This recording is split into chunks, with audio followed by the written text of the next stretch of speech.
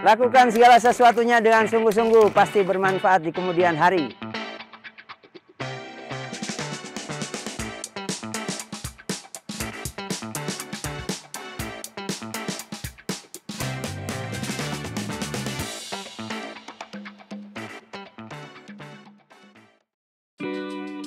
Sangat sederhana buat saya. Hidup saya ada di panjat tebing, dan buat saya tanpa olahraga panjat tebing saya mungkin tidak bisa jadi seperti saat ini. Karena jujur saya bukan dari latar belakang keluarga yang mampu, bukan dari latar belakang lingkungan sosial yang baik, tetapi dengan saya mengenal olahraga panjat tebing, saya bisa ada di sini dan menjadi bagian olahraga panjat tebing. Saya kenal olahraga panjat tebing ini kira-kira antara tahun 86-87. Saya dikenalkan oleh satu sosok yang mungkin seperti kakak saya sendiri.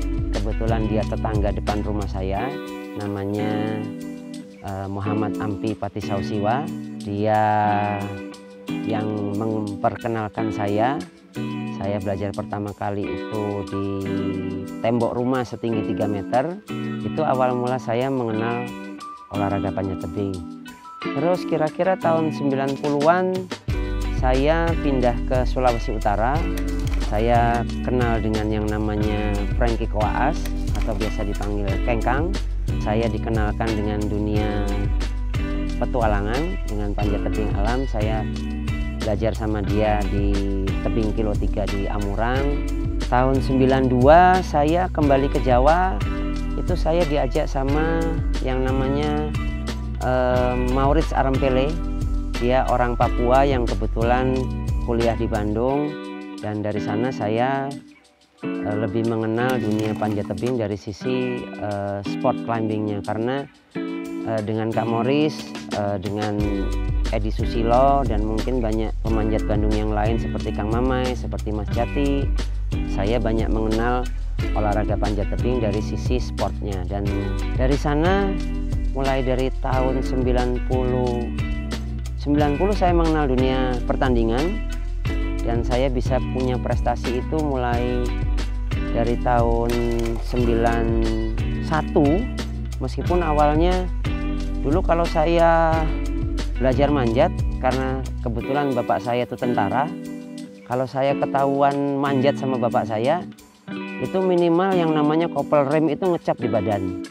Tapi semenjak saya punya prestasi, itu saya baru didukung sama keluarga. Tahun 2003 pada saat saya berlatih itu saya sering tidak puas terkait lintasan untuk berlatih yang disediakan sama teman-teman. Itu menurut saya harusnya bisa dilakukan dengan lebih gitu. Dan tahun 2003 saya ikut kursus nasional menjadi rute setter. Terus kira-kira tahun 2007-2008, saya lupa antara 2007-2008, saya ikut kursus rute setter internasional di Sydney.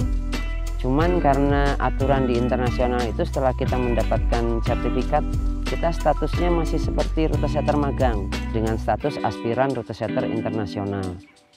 Dan kita harus magang minimal 2 kali dan dalam waktu maksimal 2 tahun. Cuman sayangnya pada saat itu karena memang olahraga panjat tebing ini masih belum didukung oleh pemerintah dan masih belum banyak sponsor yang bisa terlibat, saya mengalami kendala untuk mengumpulkan uang. Saya masih ingat itu sekitar 30 juta untuk saya bisa magang yang kedua. Karena magang pertama saya sudah dinyatakan lulus, tinggal 1 kali magang lagi. Cuman pada saat itu mencari uang sekitar 30 juta rasa-rasanya susah. Dan akhirnya karena saya tidak menyelesaikan magang, saya masih beruntung karena saya di downgrade menjadi rute setter kontinental. Jadi sampai saat ini saya masih terlibat di beberapa pertandingan. Syukur-syukur hampir setiap tahun saya masih mendapatkan appointment untuk bekerja terlibat membuat lintasan pertandingan di beberapa negara di Asia. Hampir semua kegiatan yang saya lakukan maupun dari sisi pertandingan maupun pembuatan jalur, menurut saya setiap kegiatan itu rasa-rasanya punya kekhususan masing-masing. Tapi kalau misalnya dibagi 2 antara yang paling susah dengan yang paling menyenangkan, normalnya sebagai manusia ya satu sisi yang paling menyenangkan pada saat saya bekerja sebagai rute setter itu bisa mendapatkan nilai materi yang lebih baik lah. Tapi yang tidak menyenangkan pada saat saya bekerja tapi tidak dihargai gitu. Karena pekerjaan rute setter itu tidak jauh beda dengan orang melukis. Kalau misalnya saya punya pengalaman apa dan saya mau tuangkan itu ke dalam kanvas, otomatis saya butuh peralatan yang banyak, butuh warna yang banyak, sehingga seluruh imajinasi saya itu bisa saya tuangkan di dinding panjat tebing. Tapi kalau secara atlet, sejauh ini karena saya berangkat dari dunia olahraga panjat tebing awal yang tadinya itu tidak didukung oleh pemerintah ataupun swasta, semuanya itu serba susah. Mau pertandingan itu susah, mau punya alat susah. Tetapi kalau dibandingin zaman sekarang, otomatis semuanya lebih mudah. Cuman mungkin ada hal yang saya nggak tahu sih generasi sekarang, tapi zaman dulu kita berangkat ber-20 hanya membawa uang untuk transportasi sama uang pendaftaran. Tetapi kita nekat, pada saat ada salah satu yang menang, semuanya menjadi milik bersama, karena akhirnya hadiah itu untuk menghidupin kita semua. Kalau berangkatnya 10 orang ya untuk 10 orang, untuk bisa makan, untuk bisa pulang kembali ke daerah masing-masing. Dan itu hal-hal yang mungkin sangat berkesan dalam hidup saya, dalam hidup berkelompok di lingkungan panjat tebing. Mulai dari tahun 2005 saya sudah terlibat menjadi pelatih Puslada Jawa Timur untuk persiapan PON hingga tahun 2021 kemarin. Saya sempat terlibat beberapa kali di pemusatan latihan untuk persiapan Asian Beach Games. Itu kalau nggak salah tahun 2018. Terus Asian Games itu tahun 2011.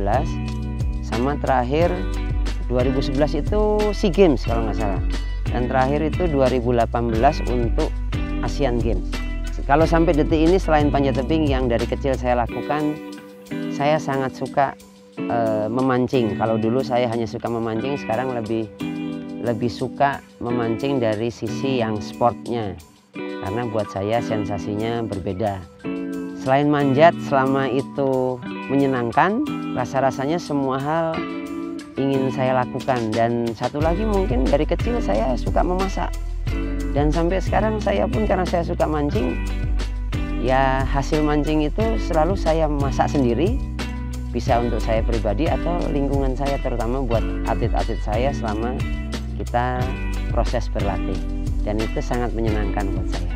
Kalau arti IS buat saya sebenarnya mirip-mirip arti panjat tebing buat saya, karena sebenarnya ini mungkin jawaban yang klise, tapi sebagai pegawai saya diberi kesempatan yang sangat luas oleh perusahaan untuk bisa mengembangkan kemampuan saya sesuai hobi saya. Dan pada saat saya bisa terlibat di IS, saya sama sekali tidak merasa bekerja, karena saya benar-benar bisa mengaktualisasikan diri saya sesuai dengan apa yang biasa saya lakukan, dan semuanya bisa saya dapatkan selama saya tergabung di IS. Tahun 2018 kalau nggak salah, saya ditelepon sama Kang Mamai, ditanya kira-kira kamu mau nggak terlibat di IS. Ya, karena saya sempat menjadi atlet eger kira-kira 13 tahun, dan selama yang saya ingat dan sangat berkesan buat saya sebagai atlet eger, setiap kali saya tanda tangan, semua permasalahan akan diselesaikan dengan secara kekeluargaan. Jadi meskipun itu nilainya bisnis, tapi karena tetap saya merasa dianggap sebagai keluarga, jadi pada saat ada tawaran untuk bergabung di IS, tidak ada sedikit keraguan-raguan untuk saya bisa menerima permintaan dari Kang Mamai. Karena kebetulan saya juga di IS itu sebagai instruktur panjat tebing, meskipun saya juga tidak bisa menafikan bahwa ini perusahaan, tetapi saya sangat berharap melalui IS Eger bisa lebih intens lagi melakukan pembinaan usia muda, karena memang hampir di setiap SCC itu kita menyepakati fokus di dunia pembinaan.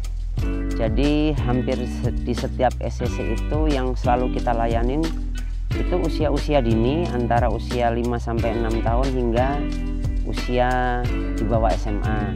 Sudah banyak atlet-atlet SCC yang sekarang itu sudah mewakili provinsi masing-masing.